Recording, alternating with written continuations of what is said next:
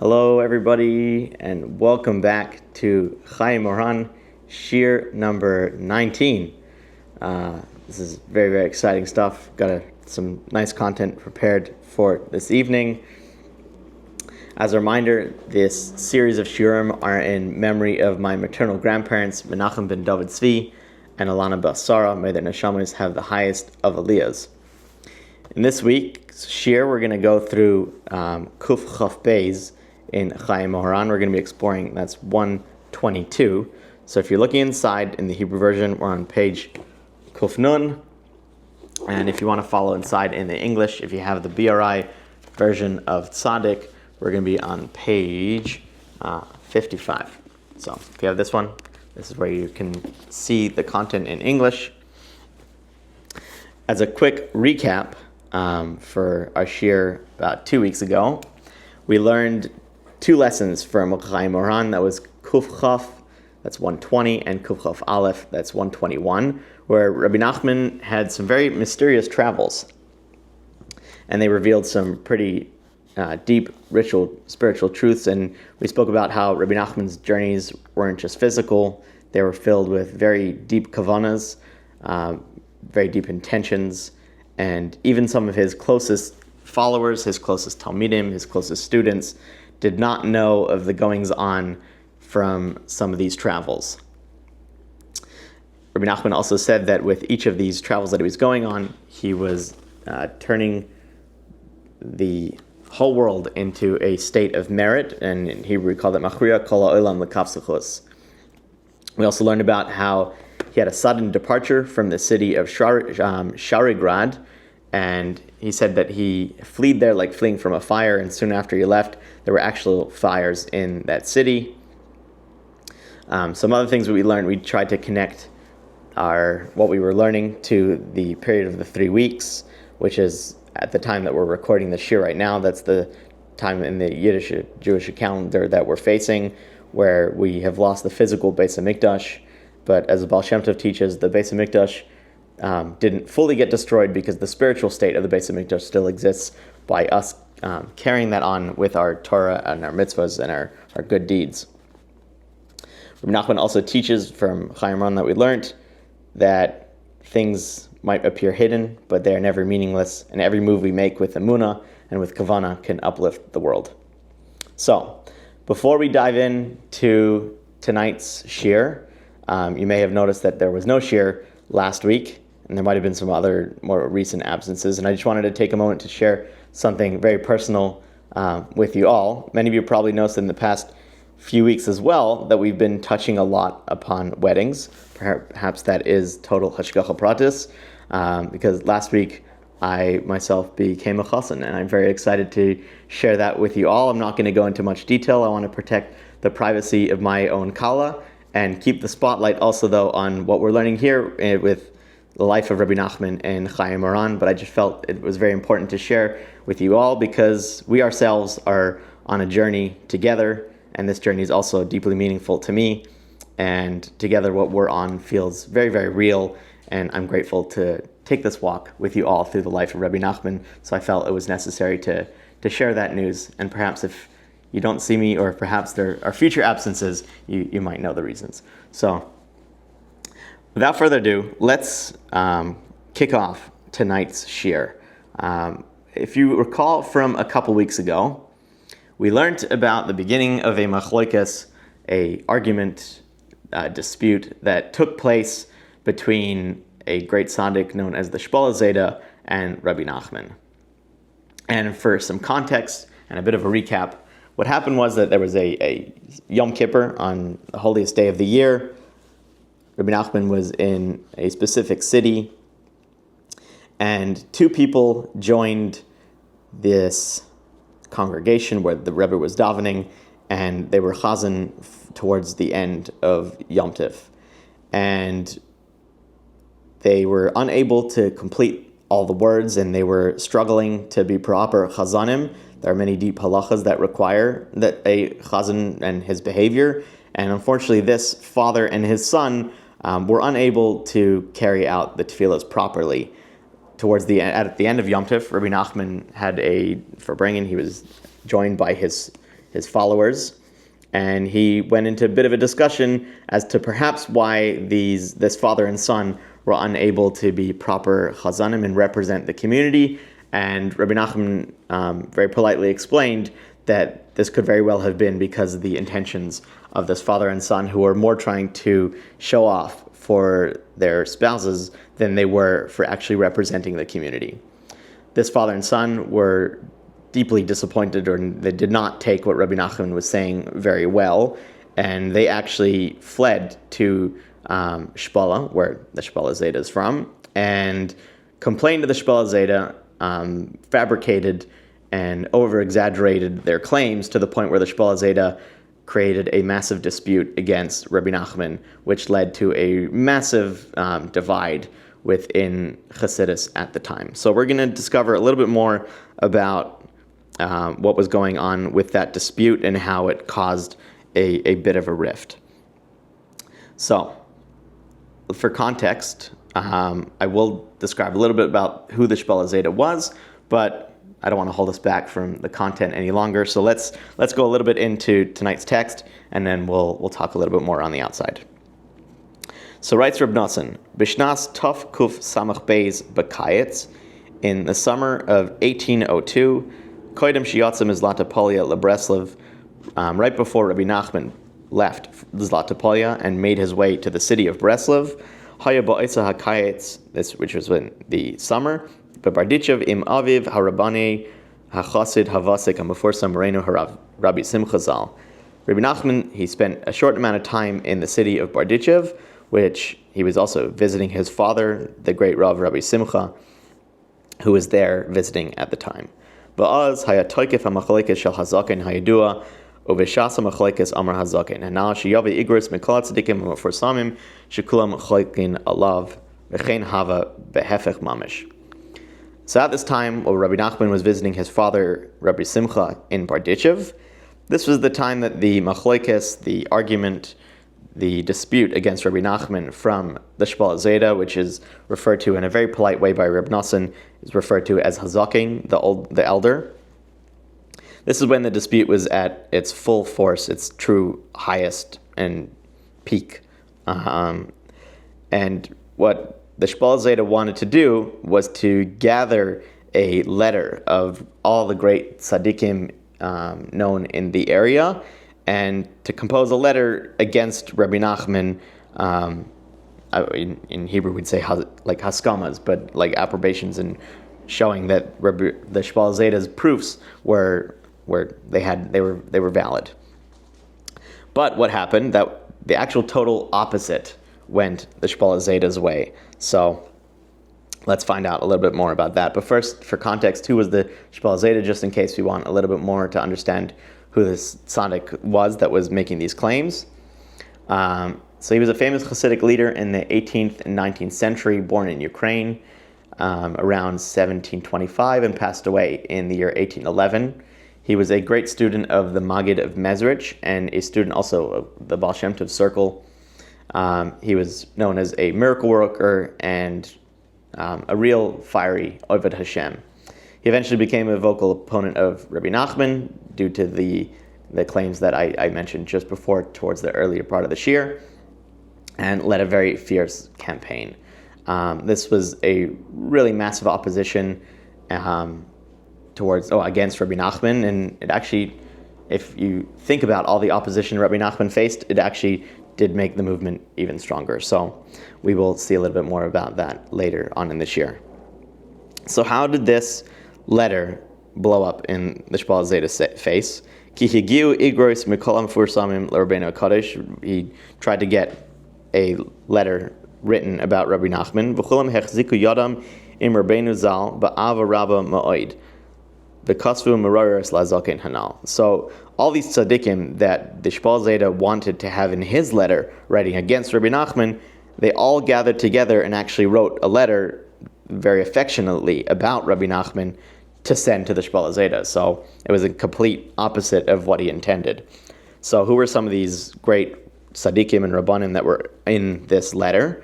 Hainu harav hagoyin hachasid Rabbi Levi Yitzchak of Barditchev, obviously one of the most famous Hasidic masters, Rabbi Levi Yitzchak of Berdichev, Vaharav HaChassid, Rabbi Gedalia Melinitz. Rabbi Gedalia of Linitz was one of them, and Rabbi Gedalia of Linitz was a disciple of the great rabbi, Rabbi Leib the Maggid of Polonia, who's also accredited with compiling a special sefer called Shivchei Baal Shem Tov, which also is about the praise of the Baal Shem Tov and has some stories and insights about the Baal Shem Tov's life. Also included Vaharav HaKadosh Doidoi Rabbi Baruch Zal. The great Rabbi Baruch of Mezhebush was in this letter. We've talked about Rabbi Baruch a little bit in some of our previous shiurim. It's Rabbi Nachman's mother's brother. V'harav HaChazit Rabbi Zev Michar Nivistor Ostra. That's a complicated word. So, Charny, in English it's Charny Ostrov. That's like way easier to pronounce. I'm probably butchering the Ukrainian pronunciation of that one, but that's a tricky one. V'harav HaKadosh Morenu Harav Rabbi Avram Kalisker Me'eretz Yisrael. Rav Avram of Kalisk, who I believe is the leader of the Hasidic movement in Eretz Yisrael. There's a footnote here from Tzaddik in the Breslov Research Institute copy. For some context, he was a disciple of the Vilna Gaon before he left the Vilna Gaon and made his way into the Hasidic movement. And he joined Reb Nachman Mendel of Vitebsk in a mass pilgrimage in 1788. In 1788, was the year that the Alter Rebbe, Reb Shneir Zalman of Liadi, the author of the Tanya, he was going to make his way to Eretz Yisrael with Rabbi Nachman Mendel of Vitebsk and Reb Avram of Kalisk. And just as they were at a very pivotal point in their journey, the Alter Rebbe actually turned back because he felt he had more to do in Russia and Europe. But the rest of them made their way to Eretz Yisrael. After Rabbi Nachman Mendel of Vitebsk's passing, he assumed the leadership of the Hasidic movement in Israel. Rabbi Nachman actually said about Reb Avram of Kalisk that he'd seen many tzaddikim, but perfection only in this tzaddik. There's some great stories about Rabbi Nachman and Reb Avram of Kalisk meeting each other when Rabbi Nachman made his way to Eretz Yisrael. We're not too far away from getting to that story ourselves, so I won't spoil it too much because Rabbi Nachman's trip to the Holy Land is a truly fascinating one, and it's going to take us several weeks to cover, so I can't wait to get there. So I won't jump the gun, but we'll get there very soon. So who else was in this letter written in opposition? Rabbi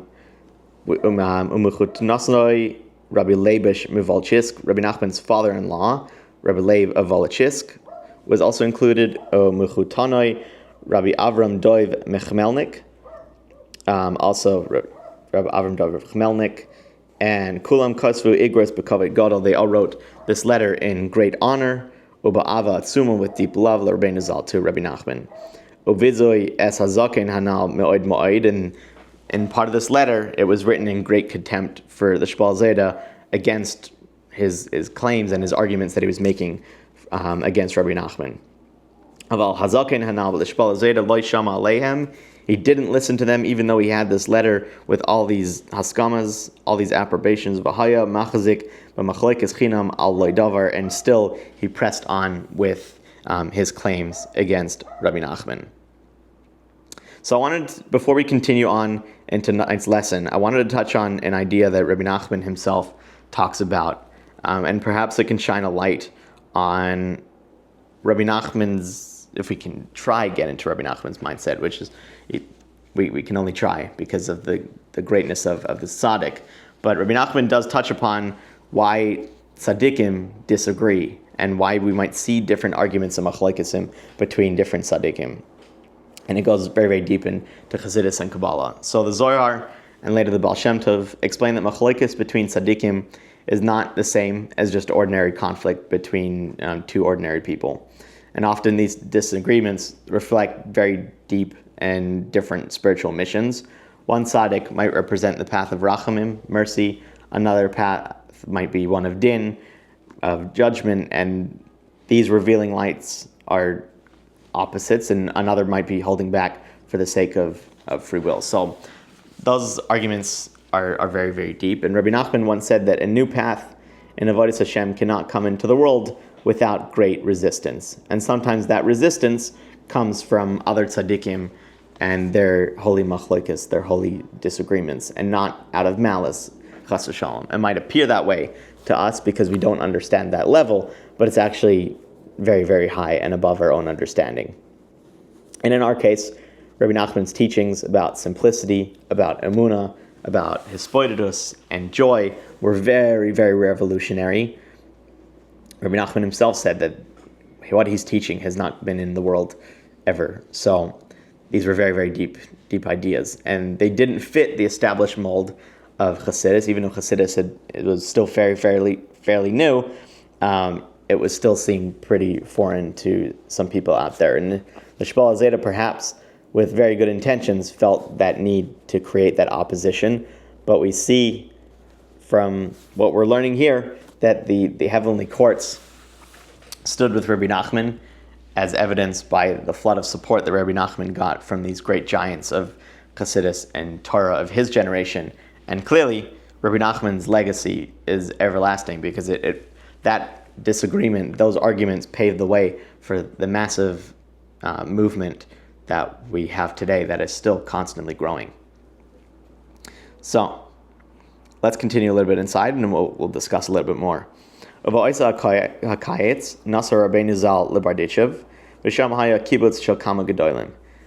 summer that Rebbe Nachman traveled to the city of Barditchev, there was a great gathering of many great rabbis and tzaddikim. Harav Hagoyin Mivalchisk, his mechutin, that's Rav Leibish, as he's known, from the city of Volochysk. He was in there at the time. Why? Asa az sham bebarditchev nisuin Chayei Moharan zal. So in the city of Barditchev, he was making a wedding for his son, who was Rab Shmuel, the rabbi of Resha, and he was getting married in the city of Barditchev. But at that time, v'nisvadu sham kama v'kama gedolim uktzasam ani yodea. He was having a great meeting there as well, and some of these people, Reb Nosson says that he was aware of the names, and he shares them here. Haloi Hema. Here are the names. Harav Hagoyin Mevalchisk, obviously Reb Leibish was there. Uvanoi Hagoyin Morenu Harav Rabbi Yosef Yoska Zal. Also his son, the great Rabbi Yosef Yoska, who is based in Tekilas Kodesh Yos. That's my nickname. But that's not what we're referring to here. So Rabbi Yosef Yoska was the head of the Beis Din of the city that's known as Iyasi. The Harav HaChasim Morenu Harav Rabbi Zev me Cherniovstra. That's getting me again. That's a tricky one. And also Rabbi Zev, who was the Rav of Charny Ostrov. Harav Hagoyin Morenu Harav Rabbi Moshe Zal. And also the great Rabbi Moshe, who was based in Tekilas Kodesh Krasnoi. Who else? He was Benoy Shel Harav HaKodesh Morenu Harav Rabbi Chaim Tekilas Kodesh Krasna. So this Rav Moshe was the son of the great Rabbi Chaim, who was head of the community in Krasnoi. And there was also V'harav HaChasid Rabbi Yitzchak Zal me Konstantin Chadash, and Rabbi Yitzchak, who was the Rav of New Constantine. He was also there at the time for this great meeting. Void Kama Gedolim, and Reb Nosson also writes that there were a lot more great rabbis there. So what happened at this meeting? V'nisvadu kulam sham linandais ulahachrim es hazokin hanal al shemevaza talmid chacham amiti. They gathered to be able to create two different types of excommunications. One is known as a nidoi, and one is a cherem. And that would block the Shpola Zeide from community activities, and they're some of the highest rabbinic sanctions that can be acted on a person. And they were doing this because of how disgraced they felt that Rabbi Nachman was by the Shpola Zeide's claims, and therefore they tried to enact these rabbinic sanctions. Hainu es Rabbeinu HaKadosh Zan, Rabbi Nachman was also there. Kfar Nigmar Hadavar B'neihem Bahaskamas kulam v'ratzu la'asos kain, and all the people gathered there, they were all in agreement about taking action on these rabbinic sanctions. Aval ish echad b'Barditchev bilbel es hadavar v'halach v'diber alev harav hagoyin hakadosh of based in de Barditchev. But one person was deeply disappointed by the result and unanimous agreement that came as a result of this meeting, and therefore he went and, if you want to call him a whistleblower, but he went to Barditchev to tell Rabbi Levi Yitzchak of the result of this meeting. And Rabbi Levi Yitzchak said, "Va'amar she'ein noeh shiyasu es zeh hadavar bi'iroi u'machmas zeh nisbal hadavar." Since Rabbi Levi Yitzchak, he was the head of the Beis Din of the city of Barditchev, that was under his jurisdiction, he did not agree that something like this, such a high rabbinic sanction, could be placed in his jurisdiction, and therefore he disagreed with the matter taking place and put his foot down. So let's touch a little bit more on the power of silence. We're not completely touching on it at all, I would say, in what we just learned, but what's being discussed here is the Rebbe Nachman doesn't actually have a reaction to all of these claims. And Rebbe Nachman actually teaches that silence is deeply rooted in teshuvah and in emunah, and being silent in the face of opposition, in the face of embarrassment, is even more powerful than any possible rebuttal that one could make in such a situation, I'd say. And Rebbe Nachman teaches in Likutei Moharan that Ikar HaTeshuvah K'Shoymea B'Ziyoneh B'Shoisek, that the essence of teshuvah is when a person hears himself being disgraced and remains silent. And this silent isn't weakness, it's strength. And we've pointed this out in previous lessons in Chayei Moharan because Rebbe Nachman faced a lot of this in his lifetime. Yet he stood silent in the face of such opposition. And that silence is deeply rooted in betochen and the belief that Hashem runs everything, even when we are, God forbid, being humiliated. And when we remain silent for the sake of heaven, for min hashamayim, we create shalom, we create peace, both within ourselves and in the world itself. And this is also echoed in the Zohar, when the Zohar, the Kabbalah says, man and beast, you save Hashem. And this refers to a wise man who, even when embarrassed, he stays silent, and he is compared to a beast that cannot speak. And this is the highest wisdom, for he knows how to maintain peace, he knows how to maintain shalom. And Rebbe Nachman was not avoiding a fight, he was actively choosing peace, not a ceasefire, but real shalom. And he knew that insult, it was coming from above, it was deeply divine, and he chose not to dirty the light of that emes with the mud of machlokes. So, I think we can all take a lesson from Rebbe Nachman's own actions, and this is the whole point of learning Chayei Moharan, is to learn and try emulate the ways of a tzaddik. So I think that's something we can take from this and implement ourselves. Continuing on, Rabbeinu Zal Haya Az Eitzel Harav HaKadosh de Barditchev. So Rabbi Nachman was by Rebbe Levi Yitzchak of Barditchev. V'kibul b'kavod gadol ma'od u'ba'ava rabba v'chiba gedola. And he was received with great honor and with great love and affection. As we discussed last year, Rabbi Nachman considered Rebbe Levi Yitzchak of Barditchev to be the tzaddik of the generation, hence why he eulogized him in a lesson of Likutei Moharan that he taught the day that Rebbe Levi Yitzchak had passed away, even though he had not received the official information. It was all through Ruach HaKodesh. So we can see the great honor that Rebbe Levi Yitzchak was given by Rebbe Nachman and how closely they felt they were to each other. Ki harav de Barditchev hechazik yada im Rabbeinu Zal mitchila vad soif. For Levi Yitzchak of Barditchev held Rebbe Nachman in great esteem from beginning to end.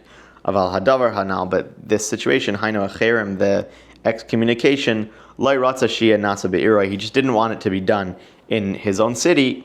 Machmat shenimtzu anashim shedibra aliboy, to have people talking and discussing about this event that could have taken in place, and therefore the whole thing was thwarted. And it was put to rest. So what happened after this?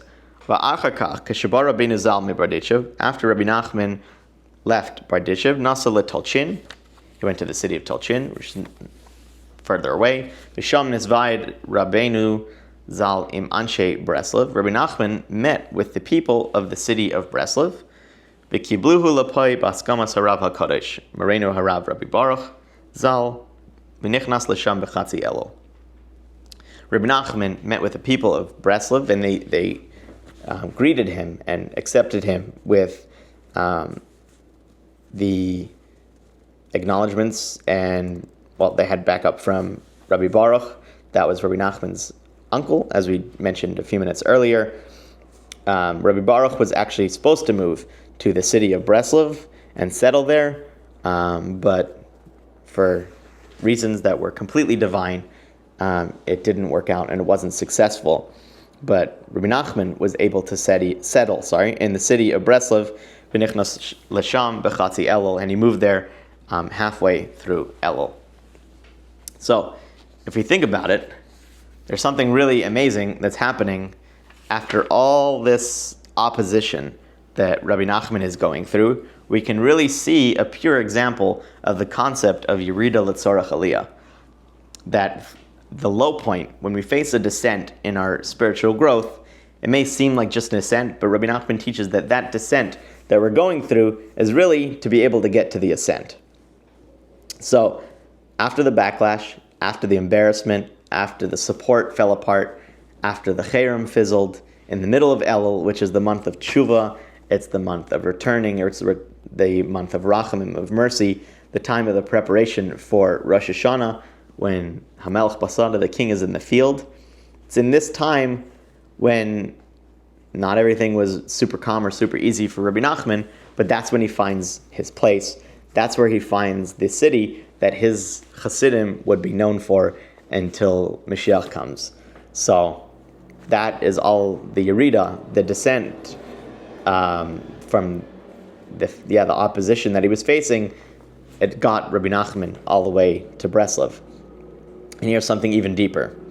It was after this moment, after the opposition that Rabbi Nachman faced with the Shpola Zeide, that Reb Nosson, the main student of Rabbi Nachman, who would carry the fire of Breslov for generations, who would write down all of Rabbi Nachman's teachings and sefarim, many of them that are like here behind me and in the background here. Reb Nosson would most likely not have met Rabbi Nachman if it was not for the opposition that caused so much news and discussion in the nearby towns. And it brought Rabbi Nachman's name to the forefront, to the point where Reb Nosson said, this is a tzaddik that I must go meet, who can perhaps help me in my spiritual struggles. And that is no coincidence. And again, another proof that only after a fall comes the real rise, and after the noise comes the clarity. And only in Elul, in the aftermath, did that doorway open for the future of Breslov to be born. So, very amazing stuff. And to see how it's all min hashamayim is beyond incredible. So, what does that mean for us? I always like to try and make this as applicable as possible. So, what are some things that we can apply from this lesson? And I think in a very short form, this is what I think we can take away. When we're misunderstood, don't collapse. When we face resistance, don't quit. And when we're stepping into something new, whether a relationship, a path of teshuvah and returning to Hashem, a creative spark, don't be afraid of the noise.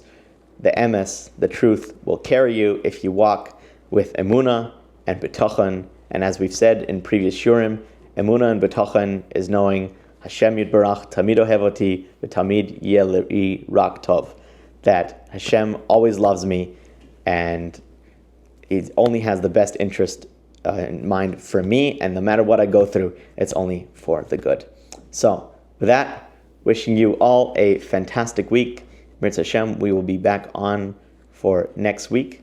And thank you so much, everybody, for joining. And Already looking forward to Shiur number 20. Amazing stuff. All right, everybody. You take care.